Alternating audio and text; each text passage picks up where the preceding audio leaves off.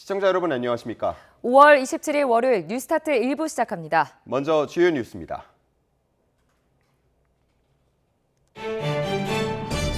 어제 한중 한일 정상회담에 이어 오늘은 한중일 정상회의가 개최됩니다. 인적 교류, 경제 등 6대 중점 협력 분야를 논의할 예정인데 3국 공동선언문에 한반도의 완전한 비핵화를 목표로 한다는 내용이 담길지 관심입니다. 오늘 김진표 국회의장 주재로 여야 원내대표가 만납니다. 김 의장이 합의를 주문한 연금 개혁이나 해병대원 특검법 재표결 등 쟁점 법안이 논의될 것으로 보이는데 여야 입장 차가 커 이견이 좁혀질지는 미지수입니다. 음주 뺑소니 혐의로 구속된 가수 김호중 씨에 대해 경찰이 오늘부터 본격적인 조사에 들어갑니다. 음주운전과 증거인멸 지시 여부를 입증하는 데 주력할 것으로 보입니다. 어제 강원도 횡성의 한 마트에서 흉기 난동 사건이 벌어졌습니다. 20대 손님이 흉기를 휘둘러 마트 직원이 크게 다쳤습니다. 경찰은 범행 과정에서 손을 다친 가해자 치료가 끝나는 대로 범행 동기를 조사할 예정입니다. 청소년들이 서로 역할을 나누어 절도 행각을 벌여 경찰이 수사에 착수했습니다. 이들은 편의점 사장을 유인한 뒤 전자담배를 훔쳐 달아났습니다. 집중 취재했습니다. 오늘은 전국이 흐린 가운데 일교차가 큰 날씨가 이어지겠습니다. 아침 기온은 서울이 14도 등으로 어제보다 낮겠고 바람까지 불어 쌀쌀하겠습니다. 출근길 옷차림에 유의하시기 바랍니다. 4년 5개월 만에 열리는 한일중 정상회의 일정이 어제부터 시작됐습니다. 윤석열 대통령은 이번 회의를 계기로 리창 중국 국무원 총리와 양자회담을 가졌습니다. 특히 이번 회담에서는 북핵 문제도 언급됐는데 윤 대통령은 북한이 핵 개발을 지속하며 러시아와 군사협력이 이어지는 상황에서 중국이 안보리 상임이사국으로서 평화의 보루 역할을 해달라고 당부했다고 대통령실 고위 관계자는 전했습니다. 윤 대통령은 기시다 후미오 일본 총리와도 회담을 가졌습니다. 올해 첫 정상회담이었는데 라인야오 사태에 대해서도 얘기가 오갔습니다. 윤 대통령은 먼저 이번 현안을 외교 관계와 별개의 사안으로 인식하고 있다며 양국 간 불필요한 현안이 되지 않도록 잘 관리하자고 언급했습니다. 이에 대해 기시다 총리는 일본 총무성의 행정지도가 어디까지나 중대한 보안 유출 사건에 대해 보안을 재검토하라고 요구한 것이라며 한일 정부가 이 문제에 대해 앞으로도 긴밀히 계속 소통해 나갈 예정이라고 말했습니다. 두 차례의 양자회담을 통해 중국과 FTA 2단계 협상을 재개하고 일본과는 한일 수소협력 대화를 신설하기로 했습니다. 경제 분야 성과는 대통령실 브리핑으로 들어보겠습니다. 한중 외교 안보 대화를 신설해서 6월 중순에 그 첫 회의를 개최하기로 하였습니다. 한중 투자협력위원회가 지금 13년째 중단되어 있는데요. 다시 재개하기로 했다는 소식입니다. 한중 FTA 2단계 협상을 재개해 나가기로 하였습니다. 한중 FTA는 2015년 12월 발효된 상태인데요. 그동안 추진되어 온 상품 교역 분야의 시장 개방을 넘어서서 앞으로는 서비스 분야에까지 특히 한일 수소 협력 대화를 신설하기로 했습니다. 6월 중순에 새로 출범하고 이로써 한일 간의 글로벌 수소 공급망 확대를 꾀할 수 있게 됐으며 한일 자원 협력 대화를 신설하기로 했습니다. 핵심 광물 공급망 위기에 같이 협력을 꾀하고 공급망 안정화를 도모할 수 있을 것입니다. 제9차 한일중 정상회의 둘째 날인 오늘 한국과 일본, 중국 정상이 한자리에 모여 경제협력 방안 등을 논의합니다. 윤석열 대통령과 기시다 후미오 일본 총리, 리창 중국 총리는 오늘 오전 한일중 정상회의를 개최합니다. 3국 정상은 이번 회의에서 인적 교류와 기후변화 대응 협력을 통한 지속가능한 발전 도모, 경제 통상 협력 등 6가지 분야에서 협력 방안을 논의합니다. 논의 결과는 3국 공동선언에 포함될 예정으로 정상회의가 끝난 뒤 3국 정상은 함께 기자회견을 열 것으로 보입니다. 김진표 국회의장이 여야의 국민연금 개혁안 논의와 관련해 21대 국회에서 보험료율과 소득 대체율을 조정하는 모수 개혁을 하고 22대 국회에서 전반적인 구조 개혁을 추진하자고 제안했습니다. 김 의장은 국회에서 기자간담회를 열어 그간 국민 공론화 과정을 거쳐 모수개혁에 대해서는 여야 의견이 많이 좁혀진 상황이라며 이같이 밝혔습니다. 이어 내는 돈인 보험료율을 현행 9%에서 13%까지 올리는 것에 양당이 합의에 이른 건 역사적인 사건이라고 평가하며 17년 만에 찾아온 기회를 살리지 않는 건 국회가 헌법상 의무를 저버리는 것이라고 강조했습니다. 대통령실은 국회에서 논의하고 있는 국민연금 개혁과 관련해 다음 22대 국회에서 충실히 논의해 추진하는 게 타당하다고 밝혔습니다.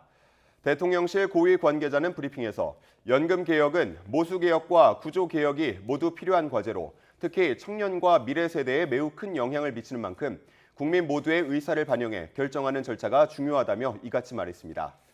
그러면서 여야가 시간에 쫓겨 결정하기보다는 국민 전체, 특히 청년 세대의 의견을 충분히 반영해야 한다며 21대 국회가 3일밖에 남지 않은 만큼 대타협이 이루어지기에는 시간이 절대적으로 부족하다고 설명했습니다. 윤석열 대통령은 27년 만에 이루어진 의대 증원에 대해 정부 관련 부처가 후속 조치를 철저히 해줄 것을 지시했습니다. 교육부에는 차질 없는 대입 시행 준비를, 복지부엔 전공의들의 빠른 복귀에 최선을 다하라고 당부했는데요. 성태훈 대통령실 정책실장의 브리핑 내용 직접 들어보시죠. 27년 만에 처음으로 전국 의대 정원이 1,509명 증원되어 2025학년도에는 40개 의과대학에서 총 4,567명을 모집하게 됩니다. 대통령께서는 교육부에 증원이 이루어진 대학과 적극 협력하여 대입 시행 준비에 만전을 기하고 복지부에 대해서는 비상진료 체계를 굳건히 유지하는 한편 전공의들이 의료 현장으로 돌아와 환자의 곁에서 수련을 마칠 수 있도록 최선을 다해줄 것을 당부했습니다. 정부는 국민의 지지와 의료진의 헌신에 보답할 수 있도록 의료 개혁을 완수하겠습니다. 음주 뺑소니와 운전자 바꿔치기 혐의를 받는 가수 김호중 씨의 신병을 확보한 경찰이 이르면 이번 주 검찰로 사건을 넘기기 위해 수사에 박차를 가하고 있습니다. 경찰은 사고 당시 김 씨의 혈중 알코올 농도 등 직접적 음주 수치가 존재하지 않는 만큼 마신 술의 종류와 체중 등을 계산해 시간 경과에 따른 혈중 알코올 농도를 유추하는 위드마크 등을 활용한 음주운전 혐의 적용에 수사력을 모으고 있습니다. 이와 함께 압수한 김 씨의 휴대전화를 분석해 운전자 바꿔치기 등 사고 은폐 과정에 김 씨가 얼마나 관여했는지 살피고 이를 바탕으로 범인 도피 교사 혐의 적용 여부도 중점적으로 들여다본다는 계획입니다. 네, 어제 오후 1시 40분쯤 강원도 횡성군 횡성읍의 한 마트에서 20대 남성 A씨가 여성 직원에게 흉기를 여러 차례 휘둘렀습니다. 피해 직원은 머리와 목 부위를 다쳐 병원에서 치료 중이고 생명에는 지장이 없는 것으로 전해졌습니다. 직원과 대화를 하다 범행한 것으로 알려진 A씨는 손을 다친 채 범행 현장에서 경찰에 붙잡혔습니다.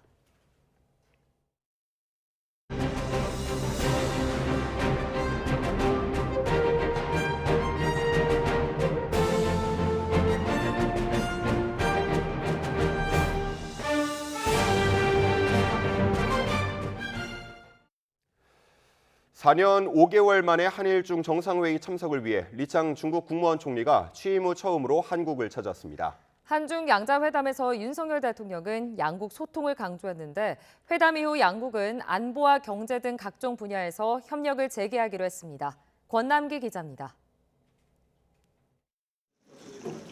윤석열 대통령이 중국 국무원 총리로는 9년 만에 한국을 찾은 리창 총리와 한 테이블에 앉았습니다. 윤 대통령은 소원해진 한중 관계를 의식한 듯 양국이 어떤 환경 속에서도 계속 소통해야 한다고 강조했습니다. 서로 존중하며 공동 이익을 추구해 나가기를 희망합니다. 리창 총리는 중국은 좋은 친구이자 좋은 이웃, 좋은 동반자가 되고 싶다고 화답했는데 양국은 이번 회담을 통해 안보와 경제, 사회 등 거의 전 분야에서 협력 의지를 드러냈습니다.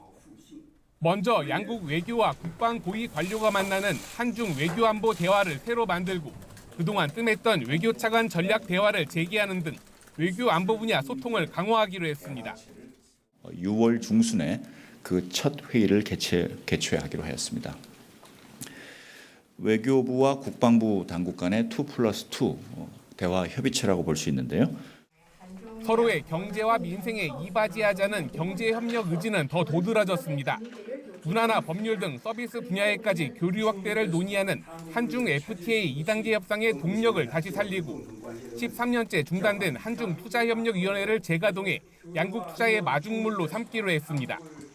또 핵심 협력 과제인 공급망 분야에서도 각종 협의체와 한 라인을 움직이기로 했습니다. 이창 총리가 특히 양국은 신산업 분야의 핵심 대국으로 신산업 분야 협력이 강화될 필요가 있고 강화해 나가자고 제안을 했습니다.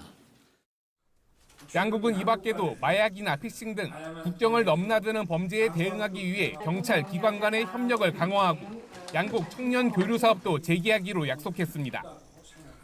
이번 한중 양자회담에선 북한 등 한반도 정세 문제도 거론됐습니다.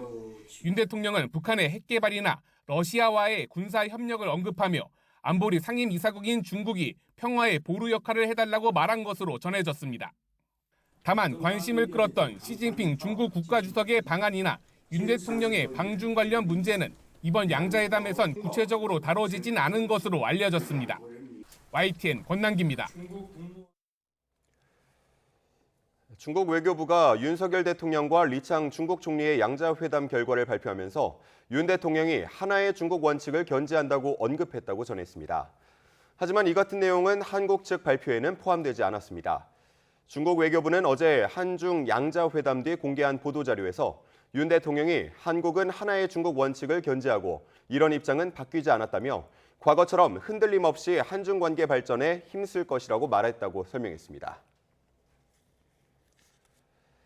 윤 대통령은 기시다 후미오 일본 총리와도 정상회담을 열었습니다. 관심을 모았던 라인 야후 사태에 대해선 윤 대통령이 먼저 얘기를 꺼냈습니다. 도쿄에서 김세우 특파원의 보도입니다. 올해 처음 얼굴을 맞이한 한일 양국 정상이 반갑게 악수를 나눕니다. 윤석열 대통령은 한일 간 각급에서의 교류가 크게 증진됐다며 한일 관계를 더욱 도약시키자고 말했습니다. 한일 국교 정상화 60주년인 내년에는 한일 관계를 한층 도약시키는 역사적인 전기가 마련될 수 있도록 총리님과 제가 합심해서 준비해 나갔으면 합니다. 이에 기시다 총리는 이번이 10번째 대면 회담이라며 정상 간 신뢰를 바탕으로 셔틀 외교를 지속하자고 화답했습니다. 그러면서 인도 태평양 지역의 평화와 안정을 위한 공조도 함께 강조했습니다. 自由で開かれたインド太平洋を維持強化し、そしてグローバルな課題に効果的に対処するためにも、日韓両国の連携を一層緊密化していきたいと思っています。 경제 분야에서 양국 정상은 한일 수소 협력 대화를 다음 달 중순 새로 출범해 글로벌 수소 공급망 확대를 꾀하고 수소 관련 표준, 수소 에너지 규격, 정책 분야에서 협력을 모색하기로 했습니다. 일본 총무성의 행정 지도로 촉발된 라인 야후 사태에 대해서도 의견을 나눴습니다. 윤 대통령은 네이버에 일본 정부가 지분 매각을 요구한 것은 아닌 것으로 이해하고 한일 외교와 별개 사안으로 인식하고 있다고 말했습니다. 이어 양국 간 불필요한 현안이 되지 않도록 잘 관리할 필요가 있다고 덧붙였습니다. 이에 대해 기시다 총리는 행정 지도는 어디까지나 중대한 보안 유출 사건에 대해 보안 체계를 재검토해보라는 요구사항이라고 설명했습니다. 그러면서 한일 정부 간 초기 단계부터 이 문제를 잘 소통하면서 협력해왔고 앞으로도 긴밀히 소통할 것이라고 답했습니다. 도쿄에서 YTN 김세호입니다. 기시다 후미오 일본 총리와 리창 중국 총리가 후쿠시마 원전 오염수 방류에 따른 중국의 일본산 수산물 수입 금지 조치 해제를 놓고 입장차를 드러냈습니다. 한일중 정상회의에 참석하기 위해 서울을 방문한 기시다 총리는 국립현대미술관에서 열린 리 총리와의 양자회담에서 중국의 일본산 수산물 수입 금지 조치를 즉시 철폐하라고 요구했다고 교도통신이 보도했습니다.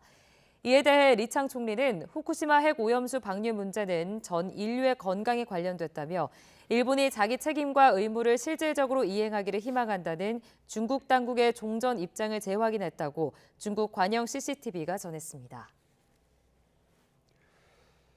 어제 한중 한일 정상회담이 잇따라 열린 데 이어 오늘은 한일중 정상이 한자리에 모이는 회의가 개최됩니다. 인적 교류, 경제 통상 등 6대 중점 협력 분야를 논의할 예정인데 북한 문제에 대해 어느 정도 합의에 이룰지가 주목됩니다. 김대근 기자입니다. 서울에서 이틀째를 맞는 일본과 중국 정상은 오늘 한일중 3국 정상회의에서 만납니다. 세 나라 정상들은 6대 중점 협력 분야를 논의할 것으로 예상됩니다. 인적 교류와 기후변화 대응, 경제 통상과 보건 고령화 대응, 과학기술 디지털 전환, 재난 안전 협력 등입니다. 이런 민생과 경제 분야에 더해 북한의 핵미사일 문제에 대응하기 위한 3국 간 협력 방안이 논의될지도 관심입니다. 윤 대통령이 한중 정상회담에서 북한 문제와 관련한 중국의 역할을 당부한 가운데 대통령실 고위 관계자도 충분히 논의하지 못한 안보 현안은 계속 대화를 이어가겠다고 밝힌 상황. 특히 북한의 대륙간 탄도미사일 기술을 활용한 군사 정찰위성 발사가 임박했고 다른 미사일 도발도 함께할 가능성이 있다고 밝힌 만큼 3국 정상 사이에 관련 논의가 있을지 관심입니다. 외신 보도처럼 3국 공동선언문에 한반도의 완전한 비핵화를 목표로 한다는 내용이 담길지가 핵심인데 대통령실 고위 관계자는 앞선 8차례 공동선언에서 한두 차례 빼고는 북한 문제를 기술했다며 다만 어느 정도 강도로 기술할 수 있을지는 협의해야 한다고 설명했습니다. 3국 정상은 공동 기자회견을 통해 논의 결과를 담은 공동선언문을 발표할 것으로 보입니다. 이어서 비즈니스 서밋에 함께 참석해 3국 경제인들을 격려할 예정입니다. YTN 김대근입니다. 북한이 다음 달 4일 자정 전에 위성을 발사하겠다고 일본에 통보했습니다. 교도통신은 북한이 오늘 새벽 0시부터 다음 달 4일 자정까지 여드레 사이에 위성을 발사할 계획을 일본 정부에 통보했다고 보도했습니다. 이 같은 통보는 오늘 한일중 정상회의가 예정된 가운데 이뤄졌습니다. 윤석열 대통령과 기시다 후미오 일본 총리, 리창 중국 국무원 총리는 오늘 서울에서 제9차 한일중 정상회의를 열고 3국의 협력 방안을 모색할 예정입니다. 21대 국회 막바지에 다시 연금개혁 논의가 불붙으며 진통이 계속되고 있습니다. 김진표 국회의장이 직접 나서 일단 모수개혁부터 처리하자고 제안했는데 국민의힘은 졸속개혁은 안 된다며 22대 논의 방침을 분명히 했습니다. 임성재 기자의 보도입니다. 21대 국회 임기 종료를 앞둔 마지막 주말 김진표 국회의장이 긴급 기자간담회를 자청했습니다. 여야가 의견차를 좁히지 못하는 국민연금 개혁과 관련해 21대 국회에서 모수개혁을 하고 22대 국회에서 나머지 구조개혁을 추진하자고 제안했습니다. 먼저 가장 기초적 디딤돌이 되는 모수개혁부터 하고 22대 국회에서 계속해서 연금개혁 논의를 더 발전적인 방향으로 이어가는 그것이 합리적인 방안입니다. 일단 내는 돈인 보험료율과 받는 돈인 소득 대체율의 수치라도 먼저 매듭 짓자는 건데 사실상 민주당의 손을 들어준 거란 평가가 나옵니다.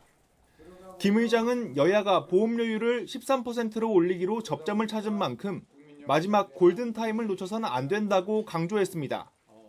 민주당 역시 이재명 대표가 앞서 여당이 절충안으로 제시한 소득 대체율 44% 안을 전격 수용했다는 점을 거듭 강조하며 결단을 압박했습니다. 정부와 여당은 정치적 유불리 계산을 중단하고 민주당의 통 큰 양보와 대승적 결단을 받아들이십시오. 지금은 대한민국의 미래를 위한 계산이 더 중요한 때입니다. 국민의힘은 그러나 애초 모수개혁과 구조개혁이 따로 갈 수는 없다며 22대 국회에서 심도 있는 논의를 해야 한다는 기존 입장을 재확인했습니다. 정쟁과 시간에 쫓겨 어설픈 개혁을 하느니 22대 첫 정기국회에서 최우선으로 추진하겠다는 겁니다.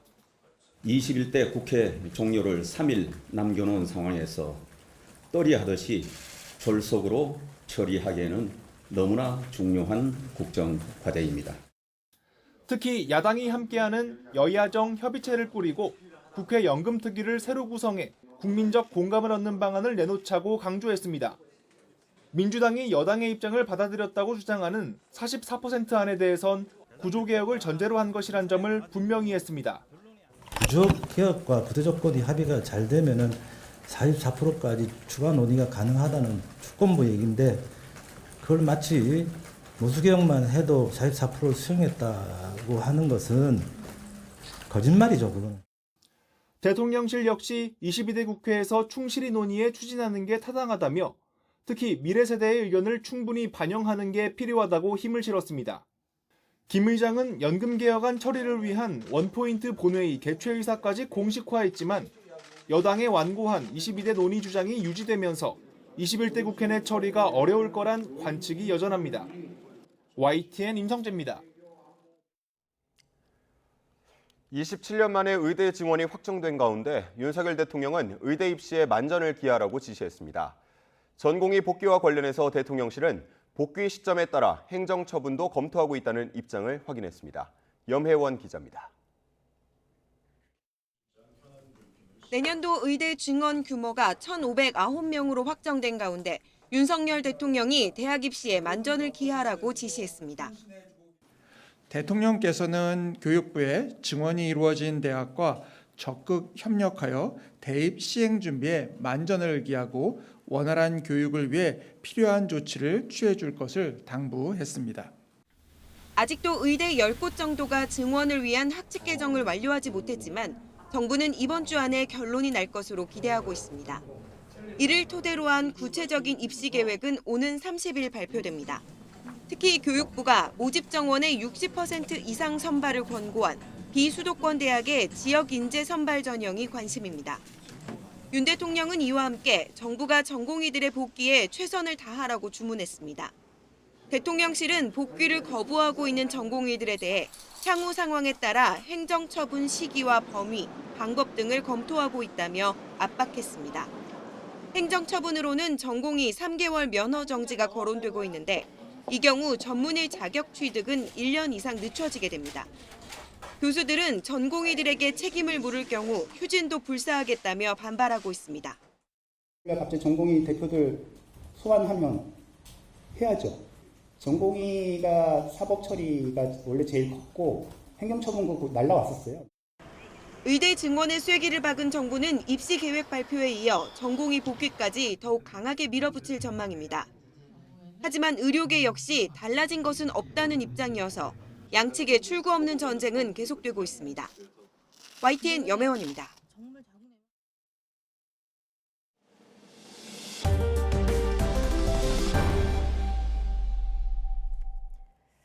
음주 뺑소니 혐의로 구속된 가수 김호중 씨에 대해 경찰이 오늘부터 본격적인 조사에 들어갈 예정입니다. 그동안 확보한 증거를 분석하며 구속영장 신청 때 적용하지 않았던 음주운전 혐의 등에 대해 고강도 수사를 예고했습니다. 권준수 기자입니다. 지난 24일 구속영장 발부로 경찰서 유치장에 입감된 김호중 씨. 포토라인에 설 때마다 쏟아진 질문은 수사에 협조적이지 않은 태도에 집중됐습니다. 경찰 협조 약속하셨는데 왜 아이폰 비밀번호 함구하시나요? 소주 3병 마실 때 많이 남아 있으니까요. 성실히 임하겠습니다. 죄송합니다. 소주 3병 마셨다는 직원 진술이 있는데 거짓말한 건가요? 강도 높은 경찰 수사가 예고는 됐지만 주어진 구속 수사 기한은 열흘로 이제 일주일가량 뒤엔 검찰로 넘겨집니다. 경찰은 남은 기간 김 씨의 음주운전 여부를 입증하는 데 주력할 수밖에 없습니다. 김 씨가 술을 마신 채 차를 몰았다고 뒤늦게 실토했어도 사고 당일의 혈중 알코올 농도 같은 직접적인 증거가 없기 때문입니다. 그렇다 보니 구속영장에도 음주운전 혐의는 적시되지 않았습니다. 법원도 김 씨를 구속한 사유로 증거를 없앨 우려가 크다는 점을 들었습니다. 그냥 목을 축이는 정도로 입만 됐다. 그렇게 얘기를 하겠죠, 당연히. 그러면은 사실 그게 거짓말로 보인다라고 하더라도 증거가 없기 때문에 증거 불충분으로 무조건 그거는 빠져나갈 수 있는 거예요. 일단 식당과 유흥주점 관계자 등의 진술을 토대로 미드마크 공식을 활용해 당시 혈중 알코올 농도를 계산하는 방식으로 음주운전 혐의를 적용할 것으로 보입니다. 김 씨가 소속사와 함께 증거인멸을 주도해 도망간 건지도 남은 수사 쟁점입니다.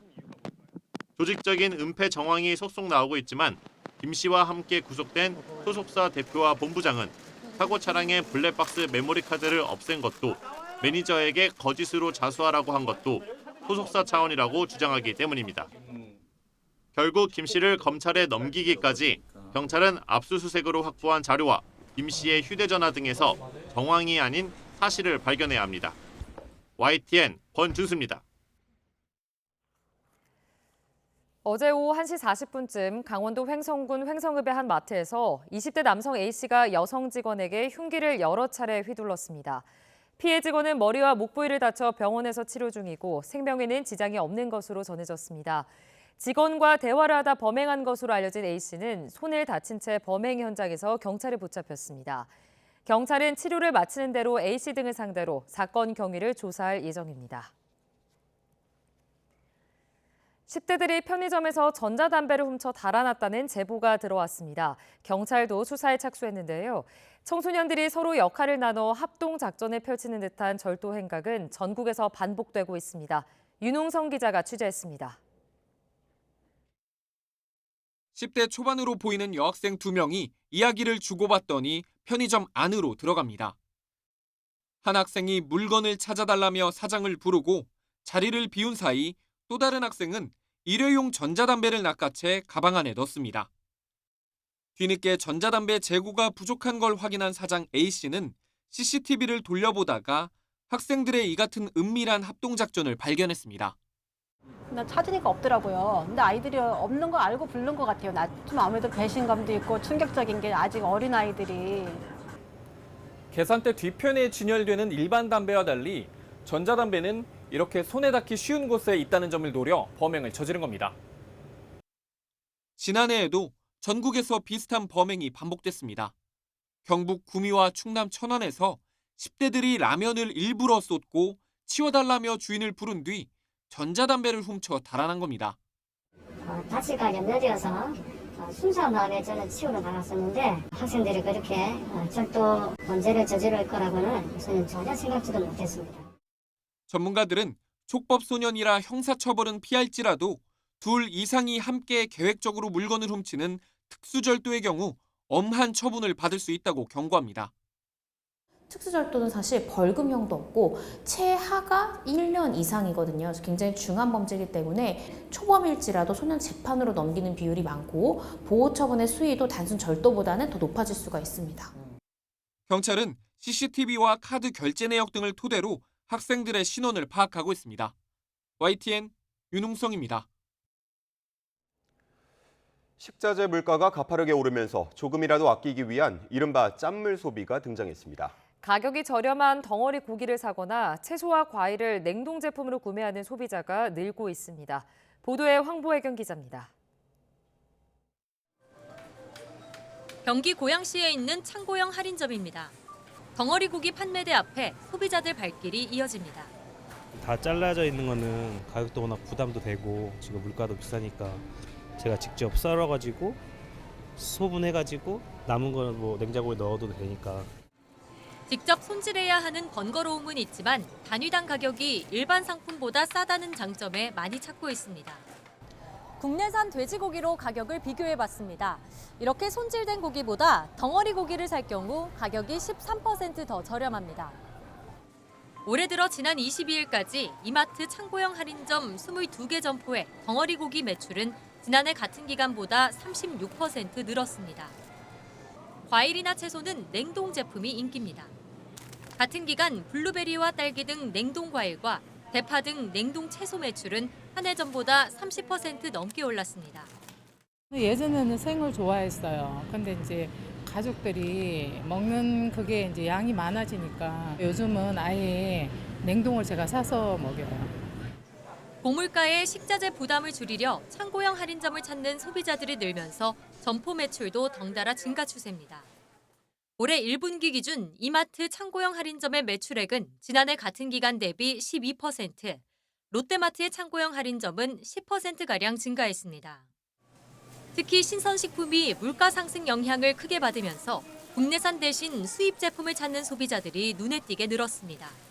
창고형 할인점에 올해 1월부터 4월까지 수입과의 매출은 약 40% 상승했고 또한 수입 돼지고기 매출 또한 25%가량 전년 대비 상승했습니다.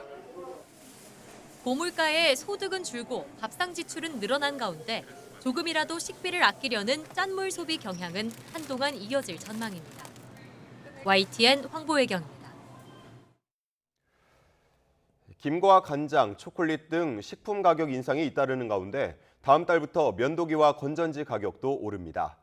편의점 업계에 따르면 질레트 마하3 면도기는 13,100원에서 14,500원으로 10% 넘게 오르고 센서3 일회용 면도기도 2,700원으로 12.5% 인상됩니다. 또 편의점에서 판매되는 듀라셀 건전지도 디럭스 AA 2개가 4,700원으로 9% 넘게 오르는 등 일제히 인상됩니다. 코코아 가격 급등에 국내 1위 초콜릿 업체 롯데웰푸드가 계획대로 다음 달부터 빼빼로 등 17종의 제품 가격을 인상합니다. 가격 조정에 따라 빼빼로는 1,800원으로 100원 오르고 가나 초콜릿은 1,400원으로 200원 인상되는 등 초콜릿에 들어간 17개 제품이 평균 12% 오릅니다.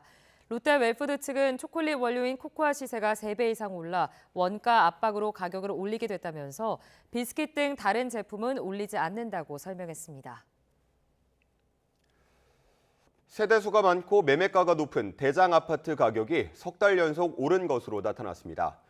KB부동산이 발표한 5월 주택 통계에 따르면 전국 50개 고가 대단지 아파트 매매 가격은 지난달보다 0.4% 오르며 3월 이후 3개월 연속 상승세를 보였습니다. 대장 아파트 50곳의 가격을 기반으로 선출된 선도 아파트 50지수는 지난 1, 2월 마이너스를 기록하다가 3월 이후 상승폭을 확대해가는 추세입니다.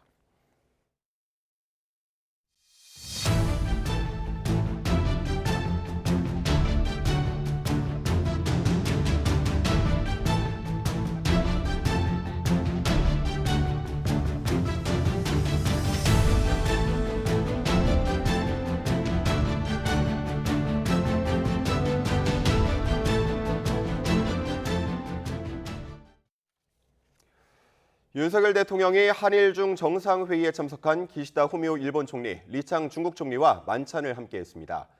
윤 대통령은 만찬사에서 한일중 정상회의가 4년 5개월 만에 개최돼 의미가 더욱 크다며 이번 정상회의를 계기로 3국 정상이 매년 만나 꾸준히 소통하고 협력할 수 있길 기대한다고 말했다고 김수경 대변인이 서면 브리핑을 통해 전했습니다.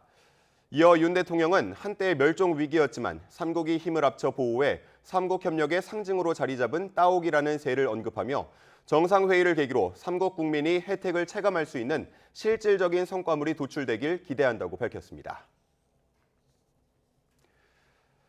어제 용산 대통령실에서는 윤석열 대통령과 한일중 정상회의 참석을 위해 방한한 리창 중국 총리와의 양자회담이 열렸습니다. 윤 대통령은 양국이 서로 존중하며 공동 이익을 추구해 나가기를 희망한다고 말했고 리창 총리는 서로에게 믿음직한 좋은 이웃이 되고 싶다고 화답했습니다. 윤 대통령과 리창 총리의 모두 발언 연이어 들어보시죠. 저는 한중 양국이 우리의 양자 관계뿐만이 아니라 국제사회의 평화와 번영을 위해 긴밀하게 협력해야 한다고 생각합니다. 한편으로 국제사회에서 한중 양국이 직면한 공동의 도전 과제가 엄중한 것도 사실입니다.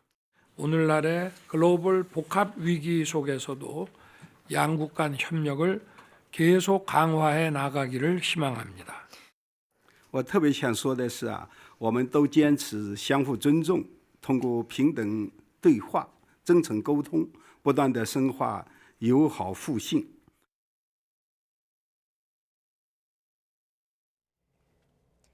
한일중 정상회의에 참석하기 위해 서울을 방문한 리창 중국 총리가 이재용 삼성전자 회장을 만나 투자와 협력 확대를 환영한다는 입장을 밝혔습니다. 중국 외교부에 따르면 리 총리는 이 회장을 만나 삼성의 대중국 협력은 중한 양국 호혜 협력 발전에 생동감 있는 축소판이라고 강조했습니다. 이어 양국 기업이 첨단 제도, 디지털 경제, 인공지능, 녹색 발전, 생물의학 등 새로운 영역에서 협력 잠재력을 발굴해 한중 경제 무역 협력의 질을 높이기를 희망한다고 말했습니다. 한일중 정상회의를 계기로 한일 정상회담을 연 윤석열 대통령이 내년 국교 정상화 60주년을 맞아 한일 관계를 한층 도약시키는 역사적 전기가 마련되도록 준비하자고 밝혔습니다. 기시다 후미오 일본 총리도 국제사회가 역사적 전환점에 있다며 양국 공조를 한층 더 긴밀하게 하자고 화답했습니다. 발언 내용 직접 들어보시죠. 한일 관계 개선의 성과가 착실히 쌓이고 있는 것을 대단히 기쁘게 생각합니다. 이러한 성과를 바탕으로 한일 국교 정상화 60주년인 내년에는 한일 관계를 한층 도약시키는 역사적인 전기가 마련될 수 있도록 총리님과 제가 합심해서 준비해 나갔으면 합니다. また、国際社会が歴史的な転換点にある中、自由で開かれたインド太平洋を維持強化し、そしてグローバルな課題に効果的に対処するためにも、日韓両国の連携を一層緊密化していきたいと思っています。本日はこうした点についても意見を交換することができればと願っております。 더불어민주당은 윤석열 대통령이 거부권을 행사한 해병대원 특검법을 21대 국회안에 반드시 통과시켜야 한다며 여당의 동참을 압박했습니다. 한편 국민의힘은 민주당의 속내는 결국 이재명 대표 방탄이라며 여당 내 입탈표는 그리 많지 않을 거라고 일축했습니다. 나혜인 기자입니다. 더불어민주당은 범야권 장외 집회에 이어 휴일 기자간담회를 열어 해병대원 특검법의 당위성을 강조하는 여론전을 이어갔습니다. 여권이 내세운 특검 거부 논리는 모두 허위라며 오히려 윤석열 대통령의 거부권 행사에 위헌 소지가 있다고 주장했습니다. 대통령의 사적인 이해와 충돌한다는 이유로 거부권을 행사하는 것은 헌법상 용인되기 어렵다고 합니다. 국회가 강력히 막아내도록 하겠습니다. 대통령의 경로가 수사 방향을 바꿨다면 그 경로는 죄라며 여당에서도 특검법에 찬성표를 던질 의원이 더 나올 거라고 전망했습니다. 개인적으로 제가 7명 정도를 접촉하겠다고 말씀드렸어요. 7분 중에 6분을 제가 만났습니다. 6분 중에 절반 정도가 심각하게 고민을 해보겠다. 국민의힘은 민주당의 특검 공세엔 이재명 대표 방탄을 위해 대통령을 끌어내리려는 악의적인 의도가 깔렸다고 주장했습니다. 지금까지 4명이 공개적으로 찬성 의사를 밝혔지만 지도부는 예상을 뛰어넘는 이탈표는 없을 거라고 자신했습니다. 남은 기간에 왜 우리가 이렇게 처리하면 안 되는지에 관해서 지속적인 또 대화를 별도로 해나갈 생각입니다. 국군 통수권자이자 법률가인 대통령이 수사 결과에 문제가 있다고 생각하면 경로할 수 있는 거라며 이른바 VIP 경로서를 엄호하는 발언도 나왔습니다. 민주당은 국민의 뜻을 함부로 참칭하지 마십시오. 정쟁 유발, 국정 혼란이 절대 민심이 아닙니다. 특검법 외에도 민주당은 여당이 반대해온 전세사기 특별법과 민주유공자법, 양곡관리법 개정안 같은 쟁점 법안들을 이번 주 본회의에서 처리한다는 계획입니다. 21대 국회 마지막까지 여야 대치는 불가피할 것으로 보입니다. YTN 나힌입니다. 군기 훈련을 받다 쓰러져 민간 병원으로 옮겨진 육군 훈련병이 이틀 만에 숨졌습니다. 육군은 지난 23일 오후 5시 20분쯤 강원도 인제의 한 부대에서 군기 훈련을 받던 훈련병 6명 가운데 1명이 쓰러져 민간 병원으로 응급 후송됐지만 그제 오후 숨졌다고 밝혔습니다. 과거 얼차려 등으로 불린 군기 훈련은 지휘관이 군기 확립을 위해 장병들에게 지시하는 체력 단련과 정신 수양 등을 의미하는데 관련법에는 하루 2시간 이내로 실시하고 1시간을 넘기면 휴식을 주도록 규정돼 있습니다. 육군은 고인의 명복을 빌고 유가족들께도 심심한 위로의 마음을 진심으로 전한다며 유가족의 입장에서 필요한 사항을 성심을 다해 적극적으로 지원하겠다고 설명했습니다. 5월 27일 미리 보는 오늘입니다. 21대 국회 마지막 본회의 안건 등을 논의하기 위해 오늘 김진표 국회의장과 여야 원내대표가 만납니다. 이 자리에서 연금 개혁이나 해병대원 특검법 재표결 문제를 비롯해 야당이 요구한 쟁점 법안 상정 여부가 논의될 것으로 보이지만 여야 입장차가 커 이견이 좁혀질지는 미지수입니다. 삼성물산 제일모직 부당합병 의혹으로 재판에 넘겨졌다가 1심에서 무죄를 선고받은 이재용 삼성전자 회장의 항소심이 오늘부터 본격 시작합니다. 서울고등법원은 오늘 오후 3시 자본시장법 위반 혐의로 기소된 이 회장의 항소심 첫 공판 준비기를 진행하는데요. 앞서 이 회장은 제일모직과 삼성물산의 부당합병 의혹으로 기소됐다가 3년 5개월에 걸친 재판 끝에 지난 2월 1심에서 무죄를 선고받았습니다. 국내 우주항공 사업을 총괄하는 우주항공청 카사가 오늘 문을 열고 업무를 시작합니다. 우주항공청은 경남 사천시 아론 비행 선박 산업 건물에서 마련한 임시청사에서 오늘부터 100여 명의 직원이 업무를 시작할 예정이라고 밝혔습니다. 우주항공청은 그동안 정부 주도로 진행돼 온 국내 우주 개발을 민간 주도 형태로 자리 잡도록 지원하는 것을 목표로 합니다. 주요 시중은행과 투자자 간 홍콩 항생 중국 기업 지수 주가 연계증권 손실배상협의가 오늘부터 본격적으로 시작됩니다. KB국민은행은 오늘부터 올해 1월 만기 도래한 6,300여 건의 ELS 손실 확정 계좌를 대상으로 자율배상 협의를 시작하기로 했습니다. 하나은행도 이번 주부터 본격적으로 다수의 고객과 협의 조정에 들어갑니다. 지금까지 미리 보는 오늘이었습니다. 재무 위기 상황에 처한 한국전력과 가스공사가 올해 1분기 이자로만 1조 5천억 원을 부담한 것으로 나타났습니다. 빚을 감축하기 위한 자구 노력에도 부채는 크게 줄지 않고 있습니다. 정부는 전기, 가스요금 인상 시기를 물가 등 국민 경제에 미치는 영향을 고려해 종합적으로 검토하고 있습니다. 보도에 오인석 기자입니다. 지난해 말 한국전력과 가스공사의 총 부채는 250조 원에 육박하며 사상 최고치입니다. 러시아 우크라이나 전쟁에 따른 국제에너지 위기로 2022년 이후 원가에 못 미치는 전기와 가스를 공급한 결과입니다. 한전과 가스공사의 총 부채는 올해 소폭 줄었지만 재무 위기 상황은 계속되고 있습니다. 올해 1분기 이자 비용으로만 한전은 1조 1,500억을, 가스공사는 4,100억을 각각 부담했습니다. 두 회사가 1분기에 부담한 이자는 하루 평균 167억 원에 달합니다. 이런 추세면 한전과 가스공사는 올 한 해 4조에서 5조 원을 이자로 지불할 것으로 전망됩니다. 영업으로 벌어들인 돈을 고스란히 이자 비용으로 내는 셈입니다.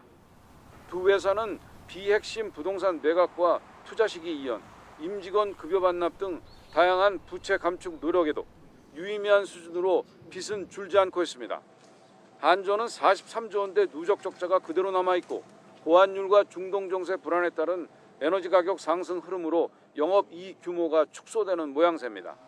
가스공사는 민수용 도시가스 미수금 규모가 13조 5천억으로 원가의 약 80%만 받고 가스를 공급하고 있습니다. 이는 전기와 가스 요금의 추가 인상 요인이 되고 있습니다. 정부는 인상 시기를 놓고 물가 등 국민 경제에 미칠 영향을 종합적으로 검토하고 있습니다. 시기를 특정하기는 좀 어렵습니다. 지금 정상화해야 되는 필요성은 있지만 제가 산업부 장관으로서 이 에너지 요금이 오르게 되면 우리 산업이 또 상당히 어려움을 겪기 때문에 이걸 종합적으로 지금 고려를 하고 있고 적절한 시점이 언제가 될지 저희가 고민을 하고 있는 중입니다. 재무 위기뿐 아니라 그동안 싼 값에 에너지를 소비한 세대와 앞으로 추가 인상분을 부담해야 하는 세대 간 갈등으로 이어질 수 있다는 관측도 나옵니다. YTN 오인석입니다. 지난해 임금 체불액은 사상 최대였습니다. 그런데 올해 1분기에는 지난해보다 40% 넘게 늘었습니다. 그만큼 임금 체불이 심각해지고 있다는 얘기인데 정부는 엄단 의지만 강조할 뿐 뾰족한 대책은 내놓지 못하고 있습니다. 홍선기 기자가 보도합니다. 광주지검은 이달 초 박영우 대유 위니아 회장을 임금 114억 원 체불 혐의로 추가 기소했습니다. 앞서 수원지검에서 기소된 혐의와 합치면 박 회장의 임금 체불액은 500억 원이 넘습니다. 박 회장은 지난해 국정감사에 불려나와 변제를 약속했지만 지키지 않았습니다. 법적인 한도 내에서 최대한 노력을 하고 있습니다. 그래서 저희가 사적인 저희 골프장을 제가 매각을 하고요. R&D 부분에 있는 성남에 있는 사옥을 매각을 할 생각입니다. 그다음에 멕시코 공장을 저희가 매각을 하고 있는 지가 1년이 넘었습니다. 이 같은 임금 체불이 지난해 1조 7천억 원으로 사상 최대를 기록한 데 이어 올해도 이미 경고등이 켜졌습니다. 1분기 임금 체불액이 사상 최대였던 지난해보다도 40% 이상 증가한 겁니다. 지난해 연간 임금 체불액이 1조 7,845억 원으로 역대 최고치였음을 감안하면 올해 임금 체불로 얼마나 많은 노동자와 가족들이 고통받을지 헤아리기 어렵습니다. 지난해 9월 정부가 합동으로 임금체불 근절을 다짐했지만 상황이 나아지기는커녕 오히려 악화한 겁니다. 재산을 은닉하거나 사적으로 유용하는 악의적인 사업주나 상습적인 체불 사업자는 구속 수사를 원칙으로 엄정하게 대응하겠습니다. 윤석열 대통령은 최근 노동 관련 민생 토론회에서 다시 한번 임금 체불 근절을 강조했습니다. 그러나 관련 대책이 담긴 임금 체불 방지 법안은 정쟁 속에 소관 상임위도 통과 못하고 있습니다. 결국 21대 국회 임기 종료와 함께 법안도 폐기될 상황이라 당분간 뚜렷한 대책 마련은 기대하기 어려워 보입니다.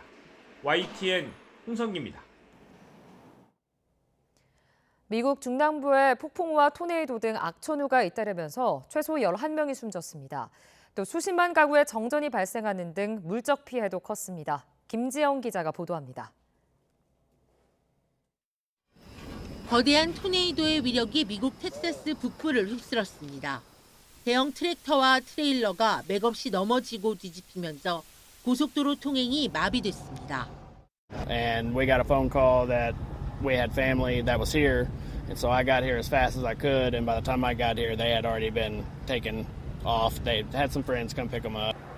텍사스주 쿡 카운티에선 이동식 주택단지가 있는 지역을 토네이도가 관통하면서 어린이 2명을 포함해 희생자가 다수 나왔습니다.